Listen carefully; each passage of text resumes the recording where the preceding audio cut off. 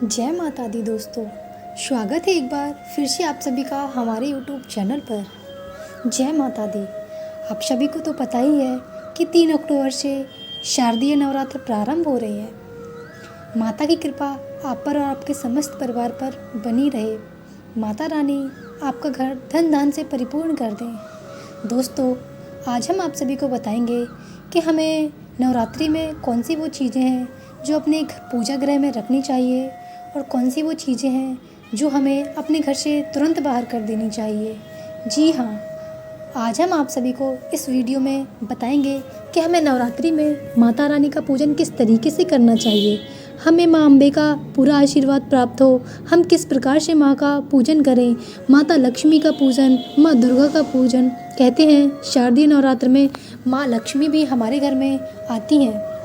हम सभी को इस बात का विशेष ध्यान देना चाहिए कि हमें अपने पूजा गृह में कौन सी वो वस्तुएं हैं जो रखनी चाहिए और कौन सी वो अनावश्यक वस्तुएं हैं जिन्हें अपने पूजा गृह से तुरंत ही बाहर कर देना चाहिए। दोस्तों, माता रानी की कृपा आप पर और आपके समस्त परिवार पर हमेशा बनी रहे। आप सभी जानते हैं कि नवरात्रि साल में 2 बार आती है, एक चैत्र नवरात्रि और दूसरी शारदीय नवरात्रि। वैसे तो नवरात्रि साल में 4 बार आती है, लेकिन 2 नवरात्रि गुप्त नवरात्रि कहलाती हैं, जो गृहस्थों के लिए बिल्कुल भी नहीं होती हैं। वैसे तो गृहस्थ पूजा कर सकते हैं, लेकिन वो बोला जाता है कि जो गुप्त नवरात्रि होती हैं वो गृहस्थों के लिए नहीं होती हैं। नवरात्रि साल में 4 बार आती हैं। 2 नवरात्रि जिसमें हम सभी माता रानी की पूजा करते हैं और अपने घर में माता रानी की चौकी स्थापित करते हैं, कलश स्थापना करते हैं, माता रानी के जवारे बोते हैं। इस प्रकार से हम सभी, जैसा भी हम सभी से बनता है, जो भी विधि विधान हम सभी से बन पाता है, हम सभी उस तरीके से माँ अम्बे की कलश स्थापना करके, उनकी मूर्ति स्थापित करके उनकी पूजा करते हैं और माता अम्बे का आशीर्वाद हम सभी पर मिलता है। नवरात्रि में हम सभी को बहुत सी चीज़ों का ध्यान रखना चाहिए। हम सभी को सबसे पहले तो अपने पूजा स्थल को बहुत ही अच्छी तरीके से साफ़ करना चाहिए।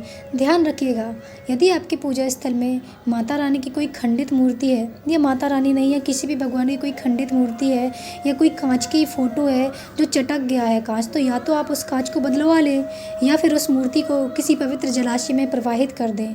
माता रानी की मूर्ति अगर वो खंडित है तो आप सभी को वो खंडित मूर्ति वहाँ से तुरंत हटा देनी चाहिए और किसी भी पवित्र जलाशय में, नदी में, जो भी आपके यहाँ पे आसपास हो, वहाँ पर माता रानी की वो खंडित मूर्ति को विसर्जित कर देना चाहिए। दोस्तों, अपने पूजा घर में किसी भी भगवान की खंडित मूर्ति कभी नहीं रखना चाहिए, क्योंकि हमारे शास्त्रों में बताया गया है कि यदि हम खंडित मूर्ति अपने घर में, अपने पूजा गृह में रखते हैं तो हमारी पूजा कभी सफल नहीं मानी जाती है। जिस तरीके से वो मूर्ति खंडित हो जाती है, उसी तरीके से हमारी पूजा भी खंडित मानी जाती है। यदि आपके घर में माता रानी की या किसी भी भगवान की कोई तस्वीर है जिसका कांच चटक गया है, तो आप सभी को उस कांच को या तो बदलवा लेना चाहिए या फिर उस मूर्ति को किसी जलाशय में प्रवाहित कर देना चाहिए। दोस्तों, आपको अपने पूरे घर को बहुत ही शुद्ध और स्वच्छ तरीके से साफ़ करना चाहिए। जब भी माता रानी का दिन आने वाला है, आप सभी को ध्यान रखना चाहिए कि माता रानी का मंदिर में कोई भी ऐसी अनावश्यक वस्तु ना हो जो उपयोग में नहीं आती हो। यदि कोई उपयोग में वस्तु नहीं आती है तो उसको तुरंत ही पूजा गृह से हटा दें। जैसे खाली माचिस की डिब्बी अपने घर में कभी नहीं रखनी चाहिए। खाली माचिस की डिब्बी अपने पूजा घर से तुरंत ही बाहर निकाल देनी चाहिए, क्योंकि कहते हैं कि यदि जिस तरीके से डिब्बी खाली होती है, वैसे ही हमारा भाग्य भी खाली हो जाता है यदि खाली माचिस। अतः आप सभी को अपने पूजा गृह से खाली माचिस की डिब्बी तुरंत हटा देनी चाहिए और जो भी खंडित मूर्तियां हैं उन सभी को तुरंत हटा देना चाहिए। खंडित मालाएं और जो भी आपके पुष्प आप भगवान को समर्पित करते हैं और वो पुष्प पुराने हो जाते हैं, तो आप वहीं अपने मंदिर के पास ही उन पुष्पों को रख देते हैं। दोस्तों, आप सभी को ऐसा बिल्कुल भी नहीं करना है। उन पुष्पों को पवित्र जलाशय में विसर्जित कर देना है। आप सभी को चाहिए कि जिस दिन आप माता की चौकी की स्थापना करें, उस दिन आप अपने मंदिर को अच्छी तरीके से साफ़ करें और गंगा जल का छिड़काव अपने मंदिर में और अपने पूरे घर में गंगा जल का छिड़काव जरूर करें।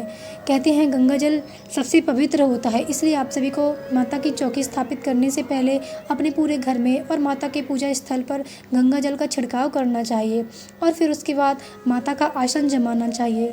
आप सभी को चौकी के नीचे जो आटा से चौक हम लोग बनाते हैं ना, चौक पूरते हैं, उसको ज़रूर करना चाहिए। उसके बाद माता की चौकी रखें। और आप सभी को एक बात बहुत विशेष रूप से ध्यान रखनी है कि कोई भी कागज़, जो रंग बिरंगे कागज़ आते हैं, आप सभी चौकी के ऊपर उनको रख देते हैं। आपको ऐसा बिल्कुल भी नहीं करना है। आपको लाल या पीले स्वच्छ वस्त्र का उपयोग करना है। लाल या पीले कलर का स्वच्छ वस्त्र माता की चौकी पर रख के उसके बाद ऊपर माता की मूर्ति को विराजमान करना है। और याद रखें, मूर्ति खंडित नहीं होनी चाहिए। मूर्ति पुरानी, आप अच्छी तरीके से देख लीजिएगा कि कहीं से भी आपकी मूर्ति खंडित ना हो गई हो। और अगर कोई भी माला वगैरह है जो खंडित हो चुकी हैं, टूट चुकी हैं, उन मालाओं को भी अपने पूजा गृह से तुरंत हटा दें।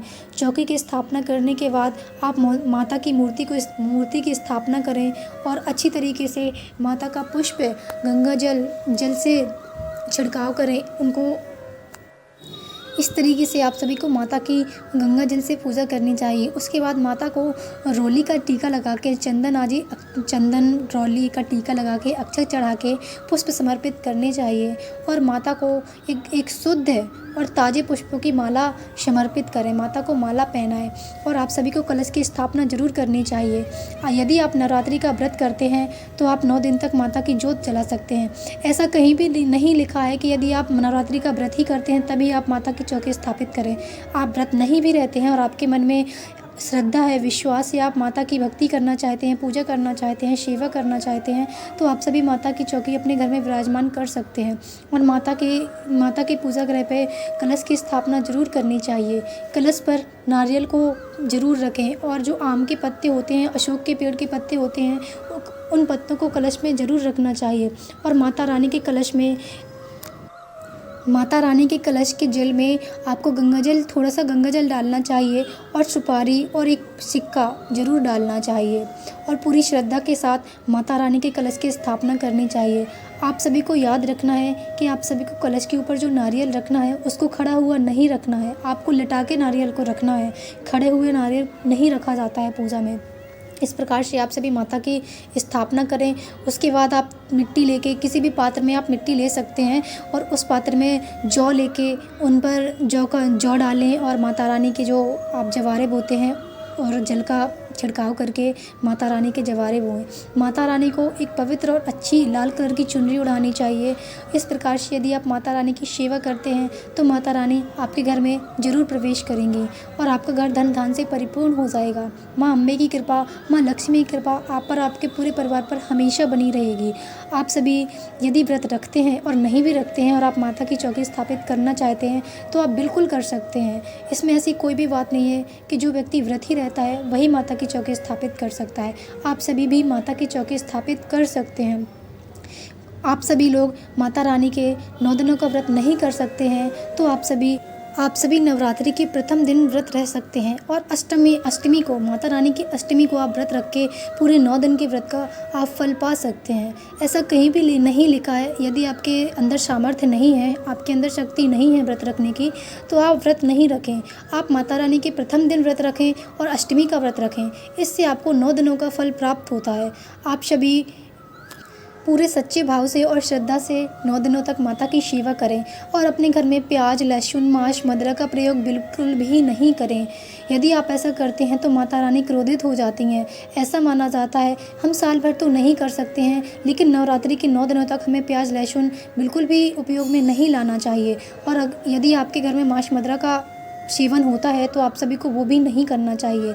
आप सभी चाहते हैं कि माँ अम्बे खुश रहें और माँ अम्बे की कृपा आप पर और आपके पूरे परिवार पर रहे, तो आप सभी को इन सब बातों का अवश्य ध्यान देना चाहिए। आप सभी को माता रानी की सच्चे भाव से पूरी श्रद्धा के साथ 9 दिनों तक माता रानी का जगराता, माता रानी के व्रत का फल पाने के लिए माता रानी की सेवा करनी चाहिए।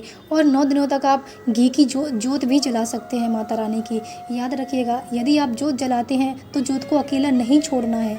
माता रानी की जोत कभी भी अकेली नहीं छोड़ी जाती है। ऐसा कहते हैं कि यदि आप ऐसे अकेला जोत को छोड़ते हैं तो माता रानी क्रोधित हो जाती हैं।